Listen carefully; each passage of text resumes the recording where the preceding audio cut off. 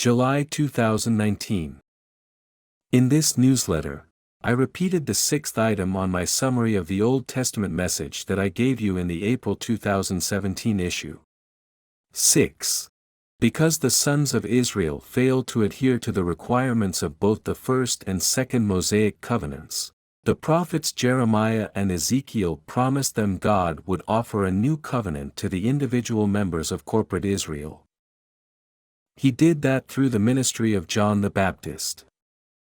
But the new covenant that the Jews accepted at that time was just like the first old covenant their ancestors had accepted at Mount Sinai. It provided no means of atonement. If a person sinned, he would immediately be cut off from corporate Israel. So God cut off from corporate Israel all the members of corporate Israel other than Jesus Christ, because they could not keep the terms of the new covenant. I have also explained these things in Not All Israel is Israel. Then I reiterated the first thing that is absolutely essential to an accurate understanding of the things that Moses wrote with regard to God's legal agreement with the sons of Israel. God signed on to 3 covenants, legal agreements, with the sons of Israel. 1. The first legal agreement that God offered at Mount Sinai is described in Exodus chapter 21 verse 1, through chapter 31 verse 18. The terms of that legal agreement made all the sons of Israel one person, corporate Israel. That one person held title to every part of the promise that God handed down to Adam and Eve when he banned them from the Garden of Eden. But God did not provide any means of atonement under the terms of that agreement. If one member of Israel sinned, every member of Israel was guilty of his sin. Therefore, when the sons of Israel broke the legal agreement by worshipping the golden calf that Aaron made, God rejected the entire group, except Moses. 2. The second legal agreement that God offered at Mount Sinai is described in Exodus chapter 32 verse 1, through chapter 40 verse 38. When Moses begged God to spare the sons of Israel and not destroy them, the Lord agreed to ratify a second legal agreement with the sons of Israel. But he did not make the second legal agreement directly with the sons of Israel, he made it with Moses. And he made Moses the sole member of corporate Israel, with the sons of Israel grafted into corporate Israel as members of Moses. That is, Moses was in much the same position as Abraham, Isaac, and Jacob had been when they were the heir of the promise. The only difference was, corporate Israel had already been established as the heir of the promise under the terms of the first legal agreement. Therefore, Moses became the sole member of that corporate body. Under the terms of the second legal agreement, God also allowed atonement for sin, so that although corporate Israel was still held guilty for the sin of each individual member, the individual members could retain their position in the corporate body by following the sacrificial rituals that Moses established. 3. The third legal agreement that God offered the sons of Israel is described in Deuteronomy chapter 27, verse 1, through chapter 32, verse 52. Shortly before Moses died, the Lord laid out the terms under which Moses, as the sole member of corporate Israel, would hand down the promise to the sons of Israel so that they individually became members of corporate Israel rather than members of Moses. Under the terms of that legal agreement, the most significant change was to the priesthood. The entire tribe of Levi replaced the sons of Aaron as priests, and they were given the responsibility of handing down the teaching of Moses from one generation to the next. I told you that you also need to understand the significance of several passages of Scripture before you can read and understand what the prophets Jeremiah and Ezekiel said about the new covenant. I said the basic takeaways from Leviticus chapter 26, the first passage essential to your accurate understanding of the message of the Scriptures, are fairly easy to understand. Then I gave you my translation of the chapter and pointed out a few things one should make note of in the text. 1. Every last statement in the passage is addressed to the sons of Israel as individuals. I have indicated that by translating every plural form of the second person, personal pronoun with a lowercase u, and bolding every occurrence of it. If the statements in the passage were addressed to corporate Israel, I would have translated the pronoun you with an initial cap, u, to indicate the statements are addressed to corporate Israel, instead of the sons of Israel as many individuals. 2. The promise stated in verses 11 and 12 is clearly conditioned on the people fulfilling the conditions on which the promise is based. You need to keep that in mind simply because the text of the scriptures make it abundantly clear that did not happen at any time during the Old Testament history of the sons of Israel. You also need to keep in mind the fact that the tabernacle was already in the midst of the sons of Israel at that time. The point being, the promise stated in verse 11 is not talking about God dwelling in the tabernacle among the sons of Israel at that time. It is, instead, speaking in terms of a time when the individual members of corporate Israel would finally get their act together and do what God required. 3. The promise stated in verses 44 and 45 explains what God intends to do after the sons of Israel have violated the terms of the legal agreement they accepted at Mount Sinai, thereby making that legal agreement null and void. At that time, God says He is going to go back to the terms He stipulated under the first legal agreement He offered the sons of Israel when He brought them out of Egypt. Make note of what I just told you.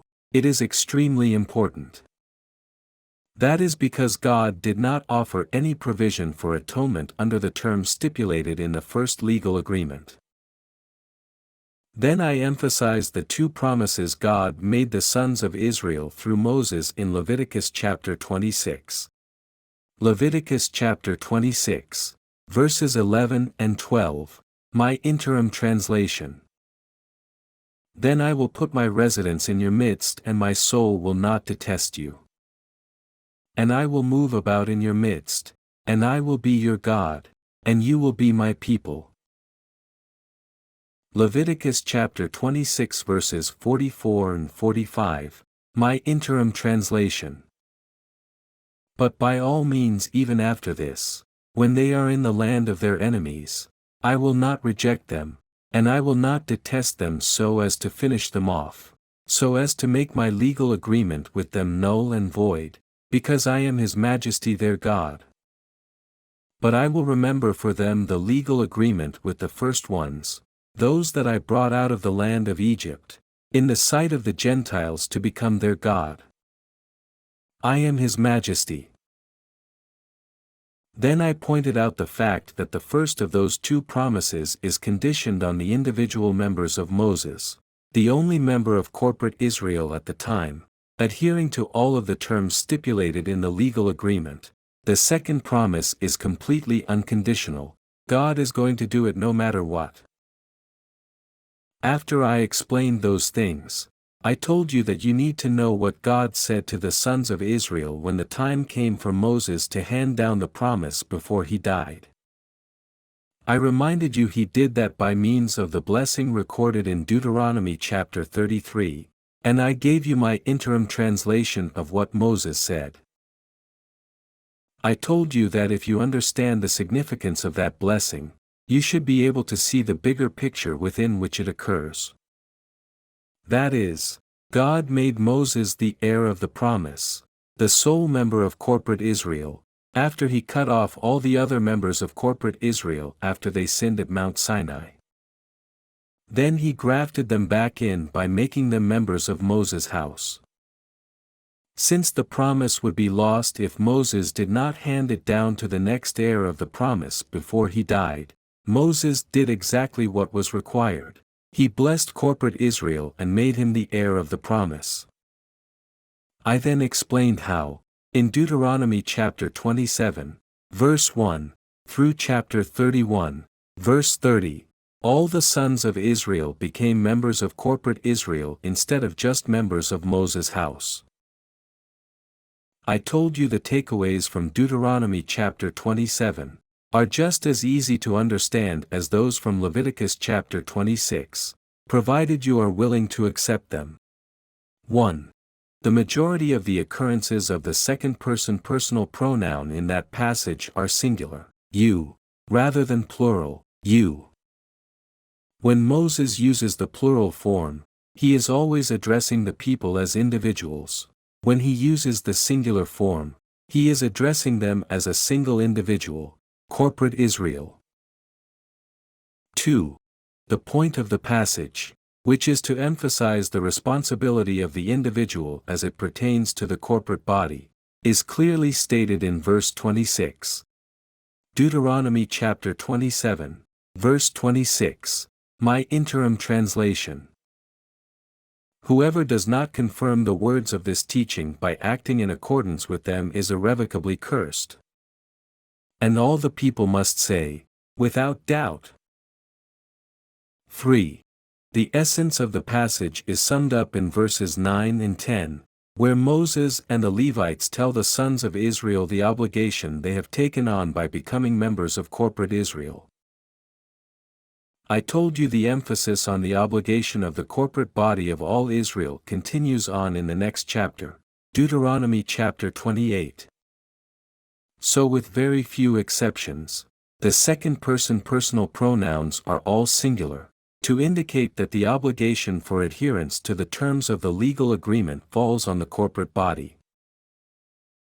I said that the truth concerning corporate Israel should be fairly obvious if one just stops to consider the implications of what is stated in verses 54 through 57, and verses 62 and 63. In those two passages, individual members of corporate Israel are depicted as members of a corporate body that Moses addresses as a single person. I also told you that, knowing Moses addresses the people as separate individuals, should make it obvious that God had no confidence the people would ever respond to him with unity during their 40 years in the wilderness. I said the truth is, when God spoke through Moses and Aaron after the erection and consecration of the tabernacle, he was already planning to move on from the second legal agreement to yet a third legal agreement, the one in Deuteronomy. But the sad fact is, he was already planning to move on from this third legal agreement to a fourth legal agreement. That was because he already knew the people were not going to adhere to the terms of this third legal agreement either.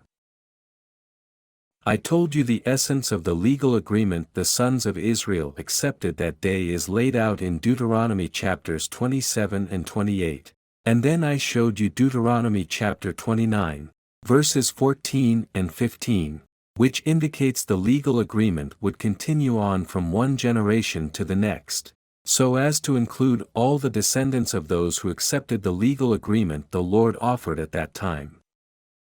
Then I showed you Deuteronomy chapter 30, where Moses switches from speaking generally regarding what the future holds for the sons of Israel, and begins to speak specifically concerning the future of corporate Israel. That is, he begins to speak prophetically. I said Moses consistently uses the singular form of the second-person personal pronoun in Deuteronomy chapter 30, because he is speaking in regard to the future of corporate Israel. But he is describing what will happen after Jesus Christ becomes corporate Israel and corporate Israel finally does what God requires. I said that is why Paul quotes Deuteronomy chapter 30, verses 11 through 14, in Romans chapter 10, verses 6 through 8.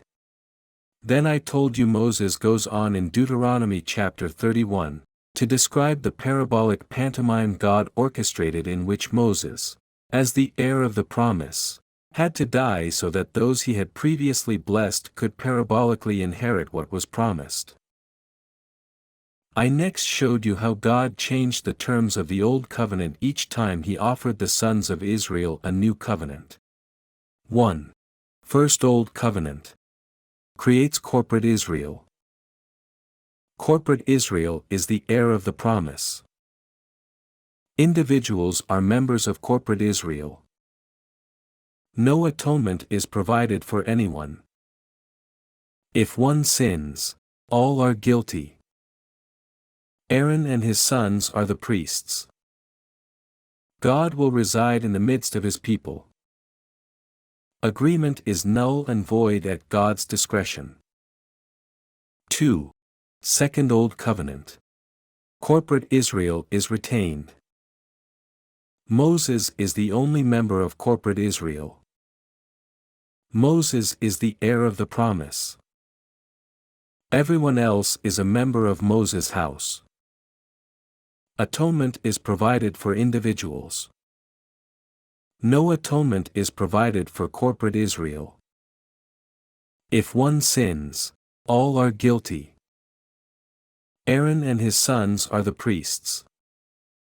God will walk in the midst of his people. Agreement is null and void at God's discretion. 3. Third Old Covenant. Corporate Israel is retained. Corporate Israel is the heir of the promise. Individuals are members of corporate Israel. Atonement is provided for individuals. No atonement is provided for corporate Israel. If one sins, all are guilty. The Levites are the priests. God's desire is to dwell in their midst. Agreement is null and void at God's discretion.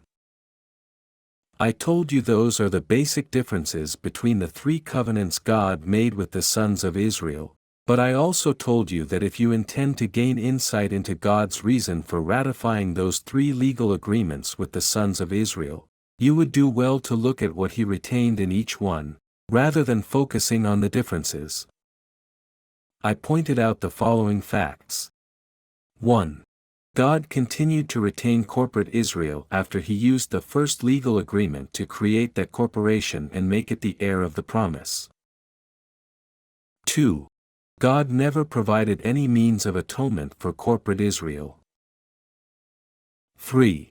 The foundational motive driving God to continue dealing with a recalcitrant bunch of imbeciles was his desire to dwell in the midst of his own people. That is, he desired to have children, a house, that he could call his own. Then I told you that if you want to understand the message of the Scriptures, you have to start at the beginning and follow the story through the Scriptures, hopping from one passage to the next, wherever you find one text quoted in another. I said the truth will escape the notice of those who have not read and understood the things I have already explained with regard to Genesis chapter 1, verses 26 and 27. I also told you the truth is, those two verses are describing what happened when Christ was resurrected, that is, when he was transformed into the image and likeness of God himself. I reminded you that, when God booted Adam and Eve out of the Garden of Eden, he gave them the promise that anyone could be made in the image and likeness of God, if they believed and held on to the promise until they died. That is, he promised them they could be resurrected as his children, full-fledged members of his house, his people. And I told you that if you start reading in Genesis chapter 5, and continue reading from there all the way through Genesis chapter 50, you can find every name on the long list of men who were, at one time or another, the heir of the promise. I said God used the three covenants that he ratified with the sons of Israel to make sure corporate Israel became the heir of the promise who had responsibility for handing the promise down to the next heir of the promise. That's where the new covenant fits into his plan, regarding the fulfillment of the promise he made to Adam and Eve. It provided the mechanism whereby God could not only hand the promise down to the next generation, but also ensure there would never again be any need for a brainless bunch of deadheads to get their act together and do what God required. Then I showed you Exodus chapter 6, verses 2 through 8.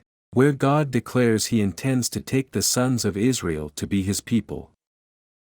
I said God's plan has always been to reside in the midst of His people.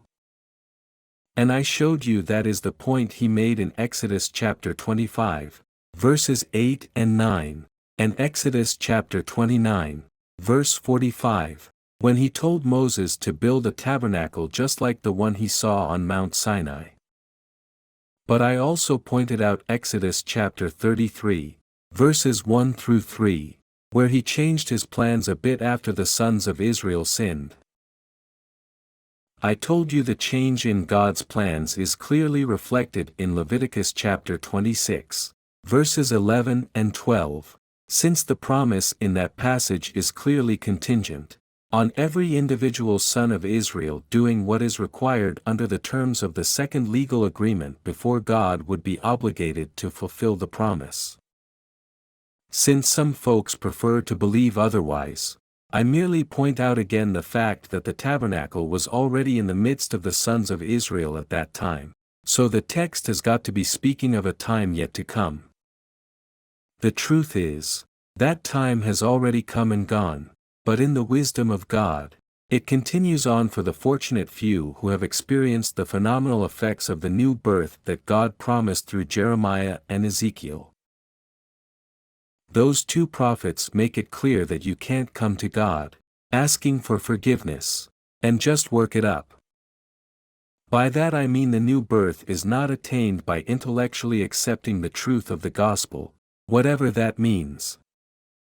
It is only gained when your apology for sinning against the Lord is both honest and sincere. If it isn't, God won't accept it, and you won't receive a new heart and a new spirit, so that you can be mentally transformed into His child. Jeremiah and Ezekiel make that point in the New Covenant passages I showed you, all of which are easily identified by their paraphrase of the promise recorded in Leviticus chapter 26, verses 11 and 12. I told you, I realize I am way ahead of my explanation in more ways than one. First of all, I am a Gentile. So how could I ever lay claim to a promise that was made to the sons of Israel? But I also told you I would cut that Gordian knot in the next issue of this newsletter. I said it is enough for now that you know why God changed the terms of the legal agreement He had made with corporate Israel by offering its terms to every individual member of that corporate body. I said your understanding the truth depends on your knowing the significance of Ezekiel chapter 18, verses 1 through 4. I told you Ezekiel explains what God had in mind, individual responsibility for sin. But I also said some dim light might claim Ezekiel was referring to what was already the case, that is, that every individual had to offer sacrifices for his own atonement. But that is not what the passage is talking about. The people were facing deportation to Babylon, and the prophets were telling them God was punishing corporate Israel for the sins of prior generations. In response, the people were using a nifty little saying to blame God for their sorry predicament, telling the prophets it was not right that they were expected to suffer for the sins of their fathers. So guess what? Jeremiah and Ezekiel responded by telling them it would not be that way under the terms of the new covenant. In Jeremiah chapter 31, verses 29 through 34, the prophet explains the case clearly, and the Apostle Paul, the author of the book of Hebrews, quoted that passage in Hebrews chapter 8, verses 6 through 13, to make the claim that Jesus fulfilled the promise Jeremiah made.